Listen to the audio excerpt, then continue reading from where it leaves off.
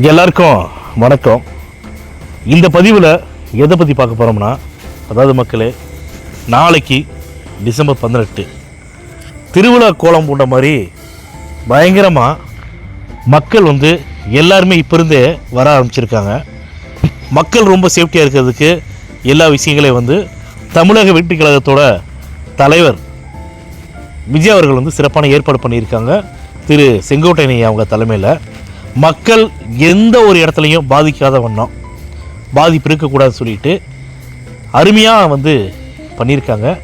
நான் சொன்ன மாதிரி தான் தமிழ்நாடு அரசியல் களத்திலேயே எந்த ஒரு அரசியல் கட்சியும் பண்ணாத அளவுக்கு ரொம்ப சேஃப்டியாகவும் ரொம்ப பாதுகாப்பாகவும் ரொம்ப நீட்டாக பண்ணிகிட்டு இருக்கிறாங்க. இதே மாதிரி அவர் ஏற்கனவே திரு செங்கோட்டையனை மார்னிங் காலையில் சொன்னாங்க, இது ஒரு மாடல் தான். இந்த மாடல் மாதிரி தான் ஒவ்வொரு மாவட்டங்களில் போகும்போது இதே மாதிரி தான் அடுத்து நாங்கள் பண்ணுறதா இருக்கிறோம் அப்படின்னு சொல்லியிருக்காங்க.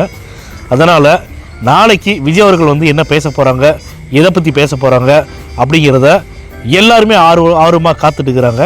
தமிழக மக்கள் மட்டும் இல்லாமல் ஆளுங்கட்சி திமுகவாக இருக்கட்டும், எதிர்கட்சி அதிமுகவாக இருக்கட்டும், மற்றும் பிற எந்த கட்சிகளாக கூட இருக்கட்டும், விஜய் அவர்களை விமர்சனம் பண்ண தமிழக மக்களுடைய மனசில் ஆழமாக பதிஞ்சிட்டு விஜய் இருக்காங்க. எந்த ஒரு சக்தியானோ விஜய் அவர்களோட தமிழக மக்களோட மனசில் அழிக்கவே முடியாது. அதை நான் திமிராவோ இல்லை கர்வமாவோ நான் பேசலை, நான் அன்பாகவே நான் சொல்கிறேன். ஏன்னா மக்களோடு அவ்வளோ அனுபவிச்சிருக்காங்க விஜய் அவர்கள் மேலே. ஐயோ, எந்த ஒரு யூடியூப் சேனலில் பார்த்தாலும் சரி, விஜய் அண்ணா வரட்டும், விஜய் அண்ணாக்கு வாய்ப்பு கொடுப்போம். விஜய் அண்ணா எங்கள் அண்ணா, விஜய் தலைவர் கிடையாது, எங்கள் அண்ணா, எங்களுக்கு நல்லது பண்ணுவார், மக்களுக்கு நல்லது பண்ணுவார்.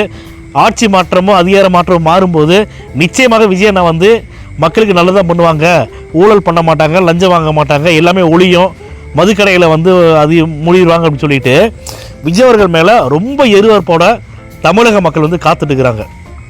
அதுக்கப்புறமா நாளைக்கு ஈரோட்டில் மக்கள் சந்திப்பு கூட்டத்துக்கு அப்புறமா பார்த்திங்கன்னா ஒரு தகவல் வந்திருக்குது.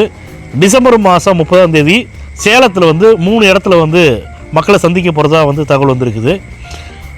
அந்த 3 இடத்துலையும் பார்த்தீங்கன்னா இங்கே என்ன ஏற்பாடுகள் பண்ணியிருக்காங்களோ அதே மாதிரியான ஏற்பாடுகள் அங்கே பண்ணிவிட்டு விமானம் மூலமாக விஜய் மக்களை சந்திக்கிறதா பேசிகிட்டு இருக்கிறாங்க. அது எந்த வகையில் உண்மைங்கிறது தெரியல, அதுக்கு நம்ம பொறுத்திருந்து பார்க்கலாம். மக்களே, நாளைக்கு நீங்கள் எல்லாரும் எதிர்பார்க்குற மாதிரி, நம்ம எல்லாம் எதிர்பார்க்குற மாதிரி தளபதி விஜய் அவர்கள் என்னென்ன பேச போகிறாங்க அப்படிங்கிறத அவளோடு நாங்கள் காத்துட்டுக்கிறோம். மக்கள் எல்லாருமே பத்திரமா சேஃப்டியாக இருங்க. கை குழந்தைகளை கூட்டு போகாதீங்க, பெரியவங்களை வயசானவங்களை கூட்டு போகாதீங்க, கர்ப்பிணி பெண்கள் போகாதீங்க, சரிங்களா?